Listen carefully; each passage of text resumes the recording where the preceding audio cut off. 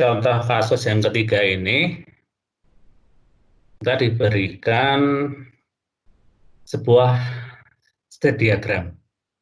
Jadi bukan deskripsi bentuknya, tapi sudah diberikan state diagramnya. Satu tahap dilewati. Biasanya kan diberikan kasus, terus kita gambar state diagramnya. Nah, ini sudah diberikan state diagramnya, di mana di sini diminta mengimplementasikannya dengan flip-flop D, baru ya, flip-flop D, dan modelnya Meli. Flip-flop D ini tabel operasinya. Kalau diberi input 0, next state-nya 0, diberi input 1, next state-nya 1. Kemudian di sini kita lihat state-nya ada 7 ya, S0, S1, S2, S3, S4, S5, S6. Kemudian state awalnya adalah S0. Di sini kita lihat cara penulisan, di sini hanya ada angka, slash, kemudian angka lagi ya, misalnya 0/1. Cara bacanya adalah dari state 0, kalau diberi input 0, dia akan pindah ke state 1. Outputnya 1. Ini output ini ya, 1 ini output. Kalau dari S0 diberi input 1, dia akan pindah ke state S2. Outputnya 0. Dari S1, kalau diberi input 0, dia pindah ke S3, outputnya 1. Dari S1 kalau diberi input 1, pindah ke S4, outputnya 0. Demikian seterusnya. Terus dari S5, ini otomatis dia akan pindah ke S0. Dipengaruhi apa? Ini Anda lihat ya, ini ada cara penulisan yang sedikit berbeda. Anda lihat di sini 0/0,1/1. Artinya apa? S5 ke S0 itu sebenarnya tidak tergantung input, baik inputnya 0 atau 1, dia pasti akan pindah ke S0. Bedanya apa? Kalau inputnya 1, baru dia menghasilkan output 1. Kalau inputnya 0, outputnya 0. Jadi yang berbeda output, tapi perubahan state-nya selalu dari S5 ke S0. Kalau dari S6 ke S0 itu hanya jika inputnya 0 dan dia menghasilkan output 1. Nah, di sini Anda lihat tidak ada kondisi kalau ada input 1. Jadi yang ada bisa berubah state jika inputnya 0 saja di sini. Kemudian dari S2 ke S4 jika kita lihat ini pasti S2 itu pasti 4, apapun inputnya. Yang membedakan kalau inputnya 1 dia menghasilkan output 1. Kalau inputnya 0 menghasilkan output 0. Itu cara bacanya. Ada yang mau ditanyakan? Cara penggambaran state diagram yang sedikit berbeda dengan contoh kasus 1 dan 2 tadi. Pasti selalu seperti ini, Pak, bentuk diagramnya? Enggak. Enggak Jadi juga. ini contoh soal kita sudah dikasih bentuk dalam bentuk diagram. Jadi terserah sih pemberi soal. Nah ini udah seandainya kita nanti dikasih soal sudah dalam bentuk diagram. Itu ya. Oh iya, Jadi Pak. kita nggak perlu membuat diagramnya. Kalau yang contoh 1 dan 2 kan kita harus menggambar sendiri berdasarkan deskripsi soal.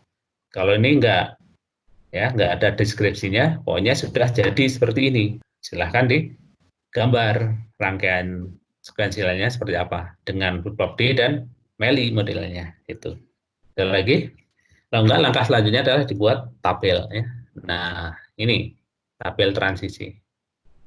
Gambar yang sebelah kiri, tabel kiri, ini dibuat hanya dari penamaan state-nya aja. Ini present state-nya dari S0, S1, S2, S3, S4, S5, S6 kan. Kemudian ini next state-nya. Jika X-nya 0, S0 akan pindah ke S1, ke X-nya 1 pindah ke S2. Jadi ini pindahkan dari diagram ke tabel. Jika S0, jika inputnya 0, X-nya 0, pindah ke S1, jika X-nya 1, pindah ke S2. Oke, kemudian ini Z ini output. Dari S0 ke S1, jika X-nya 0, sama-sama X0 kan, maka outputnya 1. Kita lihat di diagram tadi, S0 ke S1, outputnya kan 1. S0 ke S2, outputnya 0. Jadi, ini memindahkan dari state diagram ke tabel. Yang ini kita lihat dari S6, ini akan pindah ke S0 jika inputnya 0. Bagaimana untuk input 1? Nggak ada penjelasan di diagram tadi, maka diisi dengan strip ya. Demikian juga outputnya diisi dengan strip. Setelah dapat gambaran dari level yang lebih simpel ya, karena hanya nomor state-nya atau nama state-nya, maka didetailkan ke dalam encoding atau biner. Jadi dari kode state diubah ke biner. Encoding atau pengkodeannya adalah ini. S0 itu dikodekan dengan 000, S1 dengan 100, S2 dengan 101, dan seterusnya. Jadi ada istilahnya pengkodean. Setiap state ini dikodekan dengan seperti ini. Dan ini kalau Anda lihat, ini urutannya adalah bukan urutan biner. Nah, jadi ini pengkodeannya, kemudian diikuti aja. Kalau S0, oh berarti 000. S1 itu 100, S3 111, dan seterusnya. Ini diubah di sini. Selanjutnya kita lihat, kalau yang nggak ada, itu diisi dengan don't care. Kalau Anda lihat di sini kan 0, 1, 2, 3, 4, 5, 6. Ini kan 3 bit. Seharusnya 3 bit itu ada 8, ini kan cuma 7 ya. Ada satu yang nggak ada, yaitu 001. Di sini nggak dipakai nih, maka di sini tetap ditulis harus lengkap, tetapi diisi dengan don't care ya, don't care semua. Itu tabel transisinya. Langkah berikutnya apa? Setelah tabel transisi, dibuat fungsi. Ini, kebetulan di tabelnya ini tidak selengkap yang contoh 1, 2 ya. Jadi ini memang levelnya sudah langsung advance ya, di bebas. Jadi yang ada ini aja apa present state, next state, kemudian output. Kemudian cara penggambaran inputnya adalah di sini. Dan satu lagi flip-flop ini nggak dituliskan di sini. Jadi ini memang ini langkah yang bisa dibilang lebih advance daripada contoh 1 dan 2. Kalau yang masih awal-awal lebih mudah kalau kita kerjakan sesuai dengan contoh 1 dan 2. Jadi semuanya ditulis. Sehingga dari tabel ini langsung dibuat key map-nya. Ini adalah untuk yang Q1 next state, Q2 next state, Q3 next state, dan Z output. Nah ini, yang 3 bit nih.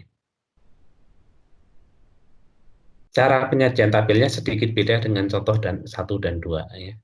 Jadi dijajarkan untuk inputnya X0 dan X1. Kalau di contoh 1 dan 2 kan ke bawah ditulis. Kalau ini dijajarkan untuk X0 dan X1. Sehingga kalau dijajarkan sebenarnya jadi berapa ini? Ada banyak, ada 16 baris. Nah, kalau ini kan tetap 8 baris. Itu cara penyajian aja yang berbeda. Setelah itu dibuat key map-nya, inputnya ini, kebetulan ini nggak pakai MEV ya, biar lebih simpel, sehingga kita dapatkan fungsinya. Untuk Q1 next step-nya adalah ini apa hasilnya, Q2 aksen, kemudian untuk yang Q2 next state ini hasilnya ya, Q1 untuk Q3 next state hasilnya ini cukup panjang ya, ada 3 kelompok nih. Ini cukup panjang hasilnya. Kemudian untuk output nah, Z ini dapat fungsi. Nah, dapat fungsi ini bedanya. Anda perhatikan untuk Z output ya. Ini karena model Meli, maka variabel input X di sini diperhitungkan. Kalau more ini nggak perlu ada X-nya, ya. Cukup Q1, Q2, Q3 ini karena Meli, maka input masuk di sini.